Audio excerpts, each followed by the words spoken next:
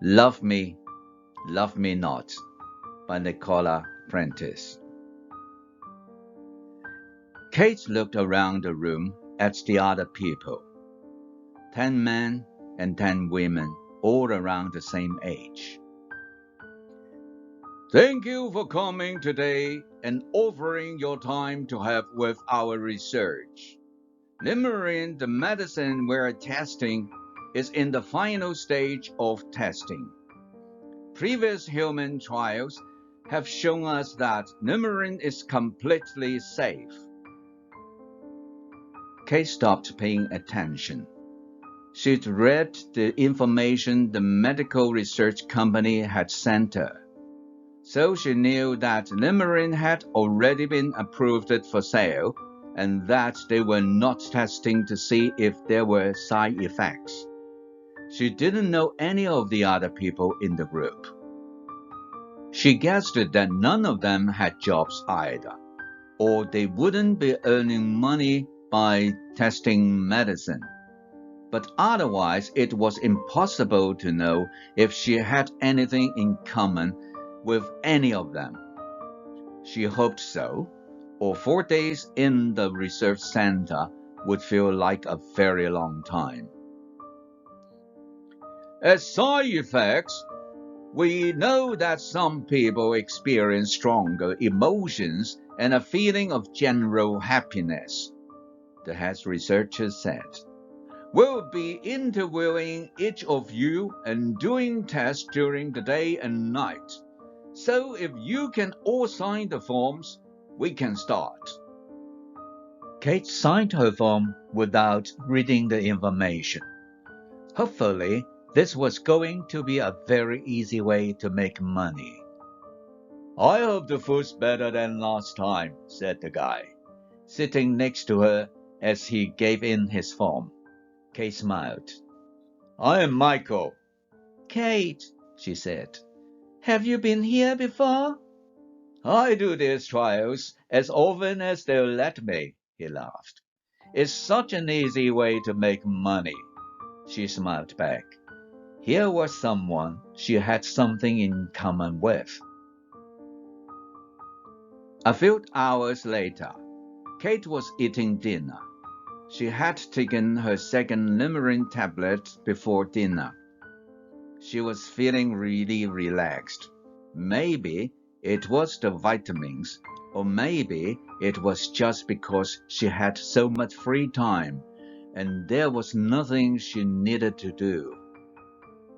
There were books to read, films to watch, and even board games and puzzles. At home, she had to send out job applications, or she had to go to stressful job interviews.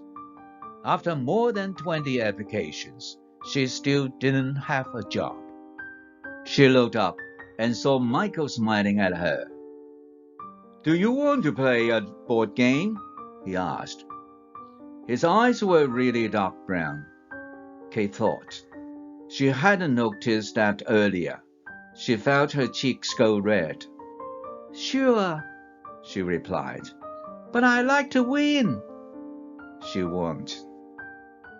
Perfect, he said. Me too. Was it her imagination, or did his cheek look a bit pink too? For the next 2 days, Kate and Michael spent hours and hours playing games, chatting and watching films. I feel as if I've known you for months, not days, she said. She already knew he lived nearby, that he was a student studying for his PhD, and that he had dimples in his cheek when he smiled, and a cute way of putting a pen behind his ear when he was reading. She wasn't sure, but she thought he was trying to sit next to her for meals and spend time with her whenever he could. Or maybe she was the one who was always looking for him. So, do you think you are feeling any side effects? He asked her one evening. They were sitting on the sofa, watching a film. Michael's knee was almost touching her leg, and if his hand moved it just a little, it would be touching hers. Her heart beat faster, and all she could think about was being near enough for his skin to touch hers. Her face was red again. She knew it. "Any what?" she asked, trying to concentrate on their conversation instead. "The side effects of limerence that they told us about at the presentation," he said, moving his hand away. Her skin immediately felt cold, as if his hand had been making the air between them warm. "Oh, I wasn't really listening," she said. "We'll still get paid anyway, don't we?" And then he did it. He moved his hand so that it covered hers. A nice feeling traveled all the way through her fingers and across her skin. She turned her hand over and held his. He smiled and moved his face towards hers. "Can everyone come and get the next numerine, please?" called the nurse. Michael dropped her hand and followed the rest of the group to the nurse's room. Kate couldn't remember ever feeling so happy. "Thank you everyone for taking part. You're now free to go," the head researcher said the next morning as the trial ended. "Any side effects will disappear over the next few days. If you have felt any strong feelings and happiness, those feelings will decrease. Fortunately, we don't expect anyone to become depressed. However, we will keep in touch with all of you in the next few days to make sure everything is fine." "We can have our first day now," Michael said to Kate. "Breakfast?"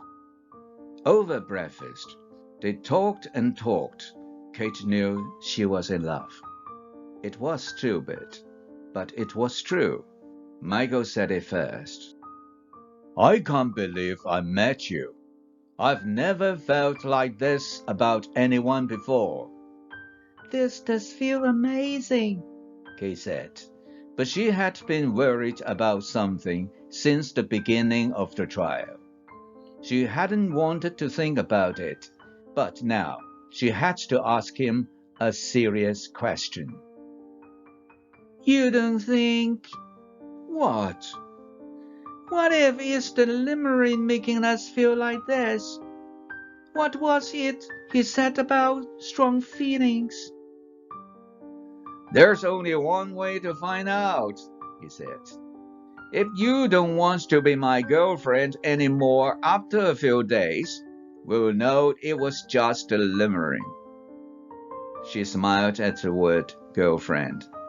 "Maybe your side effect will go away first." "Maybe," he laughed. "But I don't think so. This feels real to me." "Me too," she said. 4 months later. A few months later, Kate was thinking about the beginning of their relationship. She had to admit, nothing could ever be as perfect as those first days together. Real life had to start again. She got a job a few days after the trial ended. Michael went back to the library and his books and research projects. She didn't have to worry about money anymore, but they could no longer spend all day, every day together. They were no longer at that exciting stage of falling in love. But they saw each other when they could, and they met each other's parents. Everyone expected them to get married. When he finally asked her to marry him, she felt that old excitement again. 3 years later. "I really don't have time for this," Kate shouted. She hated doing the weekly shopping. Why couldn't he do it? Fine, I will go then, she said, closing the door hard so that it made a loud noise. Kate felt as if these kinds of arguments were happening more often. As she walked around the supermarket, she thought about how they'd been before, when they were in love. Can it ever feel like that again? She wondered. Walking into the health section, she recognized a word on the box of medicine, Limerin. The vitamin's name reminded her of a special time, a time when she was really crazy about Michael. She picked up a box and put it in her basket. When she got home, Michael was already in bed, so she ate dinner alone, taking her Limerin with a big glass of water. The next morning, she woke up early as usual, but instead of jumping straight in the shower, she joined Michael downstairs for breakfast. "Good morning," she said. To her surprise, she suddenly wanted to kiss him on the cheek, so she did and sat down next to him at the table. He was eating in front of a big pile of books, looking cute with a pen behind his ear. "What are you doing?" "I am applying for money for my next research project," he said. "Oh, good luck. What's the project about?" After breakfast, she thought how nice it had been to see him talking about something he cared about. She'd forgotten how cute his dimples were when he smiled, she thought. Or maybe she hadn't seen him smile much recently. Anyway, she decided to have breakfast with him every day, since it had been such a lovely start to the day. It couldn't hurt to make a bit more effort, could it? 2 years later. The baby hadn't stopped crying for 2 hours, but now her little face was peaceful as she slept. Kate felt annoyed. Where was Michael? She went downstairs and found him filling bottles with milk for the baby. "Well done," Michael said. "That didn't sound easy." "No," she said angrily. "It isn't." "You're doing an amazing job," he said. "Okay, so I have washed all the clothes, made your lunch for later, and I'm going to come home early this afternoon so that you can have some time for yourself." Kate managed to smile and say thank you. He really was being very sweet, even if she was too tired to feel grateful or to be nice back. As soon as he had left for work, she picked up the box of Limerin. By the time he came home, Kate felt able to smile back when he smiled at her. 1 year later. Kate was putting clothes away while the baby slept. She picked up one of Michael's favorite jumpers and held the soft material next to her cheek. She missed him, and he had only been out an hour.